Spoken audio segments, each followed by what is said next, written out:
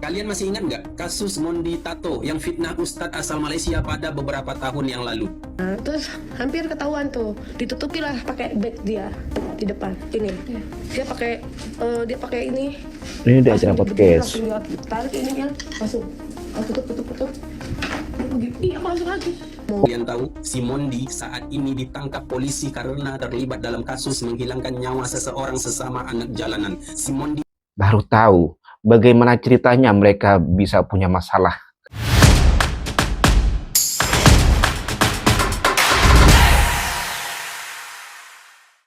Hai, Assalamualaikum warahmatullahi wabarakatuh. Welcome back to my channel. Jumpa lagi dengan saya, Mr. Bas. Apa kabar Anda hari ini? Semoga dalam keadaan baik-baik saja, sehat walafiat, dan dimurahkan rezekinya. Amin ya rabbal alamin. Saudara, saya dikirim link video oleh salah satu subscriber yang mana tajuk video tersebut adalah pernah fitnah Ustadz Ebit Liu asal Malaysia. Mondi Tato masuk lokap. Saya baru tahu kalau Mondi Tato ini pernah fitnah Ustadz Malaysia. Baru tahu sekarang ini ya. Bisa-bisanya Mondi Tato yang waktu itu viral ya, pernah kenal, pernah punya masalah dengan Ebit Liu, Ustadz asal Malaysia. Baru tahu bagaimana ceritanya mereka bisa punya masalah. Oke, dan kenapa sekarang Mondi Tato itu masuk lokap? Apa masalahnya? Apa juga masih berkaitan dengan Ustadz Ebit Liu? Ya, kalau Ustadz Ebit Liu nih saya agak tahu waktu itu juga sempat viral di sosial media kan, Ustadz mu'alaf kalau tidak salah yang suka membantu orang-orang yang susah kalau tidak salah ya, tolong koreksi kalau saya salah. Oke, tanpa berlama-lama mari kita tonton videonya bersama-sama. Kalian masih ingat nggak kasus Mondi Tato yang fitnah Ustadz asal Malaysia pada beberapa tahun yang lalu? Oh, sudah berapa tahun yang Mondi Tato ini lalu? pernah memfitnah Ustadz yang dari Malaysia atas tuduhan pelecehan. Nah, terus Oh, hampir sudah ketahuan pelecehan. tuh, ditutupi lah pakai bag dia. Dia perlu beli motor. Mondi nggak punya motor, tolong Ustaz dibelikan motor sama Ustaz Ebit Liu. Gimana ceritanya nih? Assalamualaikum Ya. bosku, minta maaf ya sebab Mondi Mr. Tato Fakta kenal tak dengan boleh lagi Ustadz pakai. Ebit Liu, Sorry, kemudian guys. Sebab pihak memfitnahnya YouTube tak ya, membenarkan saya dengan pakai fitnahan suara pelecehan. AI lagi. Korang kalau tak nak support lagi tak apa. Janji Mr. Fakta tetap nak berpantun. Markitun, mari kita pantun. Anak setan pergi beraya. Maafkan gua ya. Gua tahu kalian pasti rindu dengan Mr. Fakta yang dulu. Tapi demi mempertahankan channel ini, gua harus pakai suara original. Karena aku nggak ada pilihan lagi. Anak tuyul digigit ulat bulu. Aku juga rindu dengan Mr. Fakta yang dulu. Jom, kita iklan dulu. Markilan. Mari kita iklan.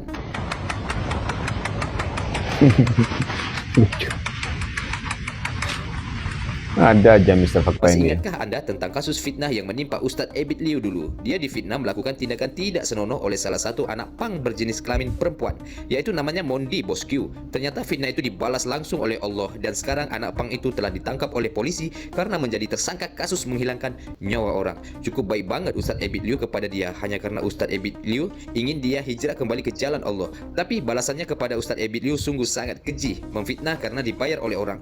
Semua ini dilakukan demi uang. Bah dukun makan banana, dasar kepala bana. Oke bosku, kita lihat dulu. Oh, jadi Ustadz Ebit Liu waktu itu pernah ingin membantu si Mondi Tato ini, kemudian setelah dibantu malah difitnah. Motivasinya apa? Seharusnya kalau dibantu ya harusnya berterima kasih, bukannya malah difitnah. Apa tujuannya? Begitu ya. Oke, saya mulai agak paham nih. Kemudian saya penasaran, ini kejadiannya yang menghilangkan nyawa orang itu di Malaysia apa di Indonesia? Jujur saya kurang update soal ini ya, jujur. Makcik Banting TV yuk, Markiton. Mari kita tonton. Ya, kebutkan gas, kebutkan. Terus saya kebut kene, terus. Terus kebut kene. Haram jada ta TV. Haram jada kebut terus. Haram. Udah hilang-hilang ya, ini video dari Mr. Fakta nih, Kebut kene. untuk opening kontennya. Aduh, usahakan tak? Lama pula. Kalian masih ingat nggak kasus Mondi Tato yang fitnah Ustadz asal Malaysia pada beberapa tahun yang lalu? Nah, ini kasusnya. Tolong dengarkan sampai habis. Ini bukti bahwa karma itu betul-betul nyata. Seorang anak jalanan yang ditolong oleh Ustadz Ebit Liu yang berasal dari Malaysia, dibiayai hidupnya, dibelikan motor selain dikirimkan duit oleh sang Ustadz, dan sempat hijrah menjadi seorang yang berhijab. Namun kebaikan seorang Ustadz dibalas dengan air tuba. Dia fitnah Ustadz Ebit Liu. Dia sebarkan fitnah untuk menjatuhkan nama baik sang Ustadz. Seorang wanita yang sudah dimuliakan oleh seorang Ustadz begitu teganya menyebarkan fitnah. Dan yang paling menyakitkan, banyak orang Indonesia yang percaya dengan drama tipu yang dibuat oleh si Mondi ini. Jadi pernah viral kan di Indonesia? Kena serang oleh netizen Indonesia. Dan kabar demi kabar, kalian tahu, si Mondi saat ini ditangkap polisi karena terlibat dalam kasus menghilangkan nyawa seseorang sesama anak jalanan. Si Mondi terseret dalam kasus ini. Dia tersangka sebagai juru kunci atas kehilangan nyawa seseorang yang diduga karena cinta segitiga. Kejadiannya berlaku hari ini. Kalian coba typing dekat sosial media, beritanya sudah viral. Dari cerita si Mondi, pelajaran apa yang dapat kita petik? Nah, terus hampir ketahuan tuh, ditutupi lah pakai bag dia di depan. Ini dia pakai ini. Ini di acara podcast. Langsung dia tarik ininya, masuk. Tutup. Iya, masuk lagi. Oh, sampai diperagakan sama si Mondinya ya. Terus usap pipiku gitu kan. Tega Itu baru bener. Hari pertama. Oke. Saya mulai nyambung nih sekarang nih, mulai paham nih ya. Kasus fitnah Mondi, fitnah Ustadz Ebit Liu asal Malaysia itu saya jadi sudah mulai paham nih ceritanya nih ya. Jadi si siapa namanya nih, Mondi Tato ini kan ya ditolong oleh Ebit Liu sampai dibelikan motor, sudah dimuliakan sebagai seorang wanita gitu ya, dan juga waktu itu juga menjadi mu'alaf, emang sebelumnya Kristen ya. Bukannya kebaikan itu dibalas dengan kebaikan, malah dibalas dengan fitnah ya, susu dibalas air tuba. Sampai tadi itu sepertinya datang ke suatu podcast dan juga diperagakan bagaimana si Ustadz asal Malaysia itu melecehkan dia sampai diperagakan tadi itu ya. Dan begonya waktu itu netizen Indonesia percaya katanya dengan cerita palsu dari si Tato Mondi ini ya, fitnah pelecehan yang dilakukan oleh Mondi ya, yang katanya pelakunya adalah Ustadz asal Malaysia. Nah sekarang dibayar cash karmanya. Oke, kita lanjut aja dulu ya. Siapakah Ustadz Ebit Liu sebenarnya? Ustadz Ebit Liu atau nama penuhnya ialah Ebit Irawan bin Ibrahim Liu, lahir sebagai Liu Yun Pao, adalah seorang pendakwah, pengusaha dan aktivis kemanusiaan asal Malaysia. Ia lahir di Muazzam Shah, Pahang pada tanggal 21 Desember 1984 dan memeluk agama Islam saat ia berusia 12 tahun. Ia dikenal luas karena aktif berdakwah di Malaysia, sering membantu masyarakat miskin, korban bencana dan orang yang membutuhkan tanpa memandang latar belakang, menyelenggarakan berbagai kegiatan amal dan bantuan kemanusiaan di dalam maupun di luar Malaysia, menjalankan sejumlah usaha termasuk di bidang retail dan pendidikan. Kasus antara Ustadz Ebit Liu dan Mondi Tato memang menjadi kontroversi ya. Pada tahun 2023, Mondi menyampaikan tuduhan terhadap Ustadz Ebit Liu melalui sebuah podcast. Ebit Liu membantah tuduhan tersebut, menyebutnya sebagai fitnah, lalu membuat laporan polisi dan mengajukan gugatan pencemaran nama baik di Malaysia. Perkembangan pentingnya, pada tahun 2025, Pengadilan Tinggi Malaysia memutuskan bahwa si Mondi Tato kepala Bana ini bertanggung jawab atas pencemaran nama baik terhadap Ustadz Ebit Liu dan memerintahkannya membayar ganti rugi sebesar RM20.000, kalau kita konversi ke rupiah sekitar 80 juta rupiah. Terus gimana tuh? Dekat Ustadz Ebit Liu, yaitu Ustadz Dery Sulaiman, mengkantoikan keburukan Mondi sang kepala Bana lintas negara. Kalau fitnah terhadap Ustadz Ebit Liu itu hanya demi uang. Jadi gini bosku, Ustadz Dery ini chat si Mondi kepala Bana, kenapa memfitnah Ustadz Ebit Liu? Lalu si Mondi Jebeng ini pun membalasnya, semua ini hanya karena uang Ustadz. Ustadz Ebit Liu memang penyabar ya. Kalau laku yang dibawa macam tu, dah aku lempang kepala Bana dia. Karena uang, padahal udah dibantu ya, udah dikasih duit, udah dibelikan motor, masih aja deh gitu nah untuk mendapatkan uang lebih.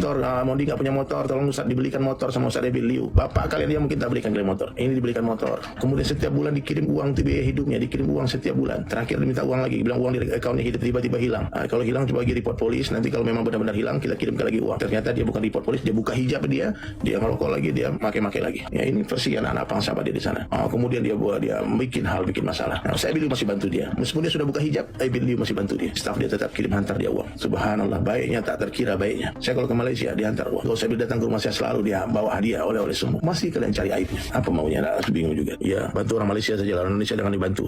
Orang Indonesia banyak yang tak bisa balas budi, minta maaf ya. Nih, teman-teman yang baru bergabung, ini salah satu bukti bahwasanya semua berita di podcast itu bohong. Ya, kalian screenshot nih berita ini, kalian sebarkan di Malaysia. Ya, yang masalah pemerkosaan itu tidak benar, mau dibohong. Yang dipegang-pegang juga mau dibohong. Nah, bohong semua, oke? Nah, sebenarnya nggak ada kayak gitu, ya. Mau dia cuma pengen uang doang, berarti dia ditawarkan uang, lalu buat cerita bohong. Allahu Akbar. Tinggi sekali ya fitnah dari Mondi Tapel kalian ini ya. yang dulu percaya dengan fitnah si Mondi Kepala Bana lintas negara, sekarang Allah telah membuka aibnya yang sebenarnya banyak banget. Dari dulu kalian yang percaya dengan fitnah si Mondi ini dan langsung mengecam Ustadz Abid Liu. Ya, kita tahulah Bos Q, orang baik yang selalu lurus di jalan Allah pasti akan selalu diuji dengan orang-orang yang munafik, orang yang fasik, dan orang yang hatinya penuh dengan jebeng-jebeng.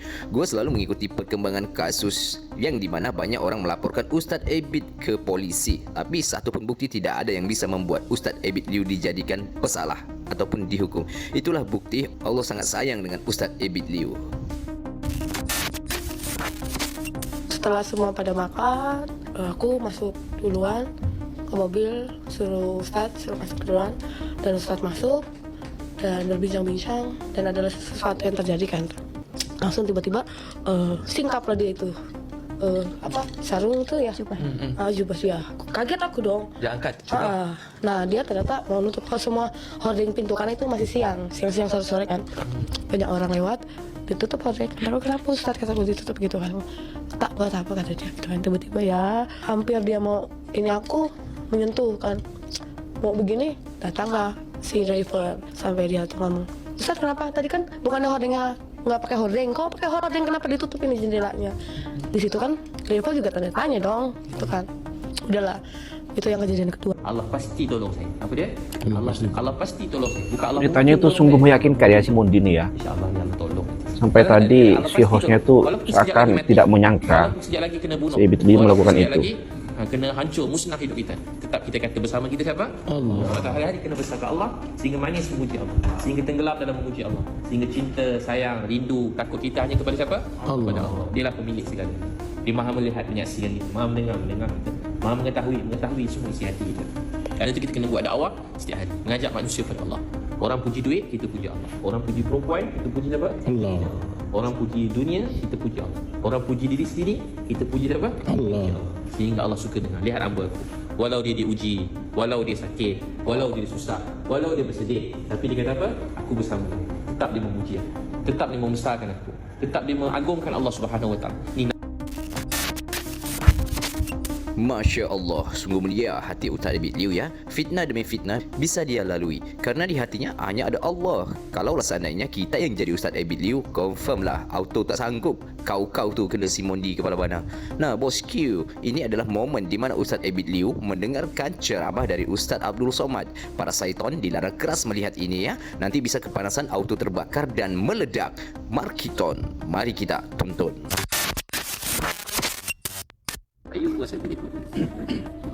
Oh, Ustadz Abdul Somad dari mana datang berjumpa di Arab Saudi ya, nampak aja. Itu datang dari keinginan yang tak sampai, sebagaimana tak sampainya keinginan Zainuddin Nominal Hayat. Zainuddin dan Hayati. Kenapa datang keinginan? Sebab ada hawa nafsu. Lalu keinginan yang bukan dari hawa nafsu, keinginan kerana Allah. Kalau keinginan karena hawa nafsu tak sampai, hawa nafsu menyuruh kita sedih, ditolong oleh syaitan. Asy-syaitanu ya'idukumul faqr wa ya'murukum fahsya.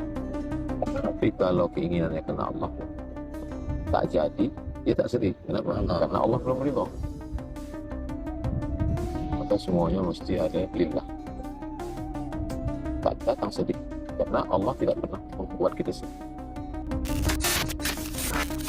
Nah, kesimpulan yang dapat kita ambil adalah kesabaran Ustadz Abid Liu dan fitnah yang datang secara terus-menerus dapat digagalkan sama Allah. Si Mondi, sang kepala bana lintas negara, mendapatkan balasan dari apa yang dia perbuat kepada Ustadz Abid Liu. Mungkin kalau terbukti si kepala bana ini bersalah, hukumannya bisa belasan tahun ataupun puluhan tahun. Dia akan seperti katak dalam tempurung yang nggak bisa kemana-mana. Semoga Ustadz Abid Liu dijaga selalu oleh Allah. Oke bosku, gua mau beli mangkok ayun dulu. Salam jebeng. Assalamualaikum. Waalaikumsalam. Oke, sudah ya. Dan jujur saya baru tahu bahwa si Mondi Tato ini pernah bermasalah dengan Ustadz Abid Liu. Bukan bermasalah sih, cuma lebih tepatnya pernah ditolong oleh Ustadz Abid Liu asal Malaysia itu. Kemudian sudah ditolong nih, kemudian malah difitnah ya. Sudah diangkat derajatnya, sudah dibantu, dikasih motor, dikasih duit ya, kelas-kelas malah dituduh, malah difitnah melecehkan dia, mau mengitukan dia. Gilanya lagi ketika di podcast dia tuh berceritanya seakan-akan itu betul kejadian, betul-betul terjadi bahwa si Ustadz Liu itu mau seperti itu ke dia, melakukan itu sama dia. Tapi pengakuannya kepada Ustadz Dery ternyata itu tidak, itu hanya demi duit, demi uang begitu. Mungkin dengan membuat fitnah seperti itu, dia tuh pengen si Ustadz Liu itu memberikan duit tutup mulut kepada Mondi, mungkin begitu maunya, atau dia mau supaya diundang oleh para konten kreator, oleh YouTuber, oleh podcaster untuk diundang kemudian dibayar, kan begitu, kan katanya demi duit. Nah, sekarang dia menerima karmanya. Dia tidak tahu ya siapa yang dia fitnah, Ustadz ya, yang dia fitnah, dan sekarang dia terima karmanya. Dia sekarang berada di dalam penjara karena telah menghilangkan nafas temannya karena hubungan asmara, begitulah kira-kira.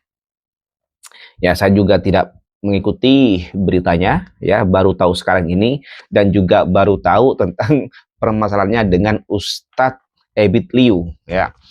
Dan terima kasih bagi subscriber yang telah merekomendasikan saya. Dan hikmah apa yang dapat kita ambil dari berita ini? Menurut saya hikmahnya adalah apabila ada orang berbuat baik kepada kita, menolong kita, maka balaslah dengan kebaikan juga. Atau kalau kita tidak bisa membalasnya dengan kebaikan yang serupa, maka cukup kita doakan mereka yang baik-baik daripada kita membalasnya dengan keburukan. Ya, ingat, apa yang kau tanam itulah yang kau tuai suatu saat. Ingat itu. Oke, saya rasa itu saja konten pada kali ini. Kurang lebihnya saya mohon maaf. Sampai jumpa di next konten. Wassalamualaikum warahmatullahi wabarakatuh.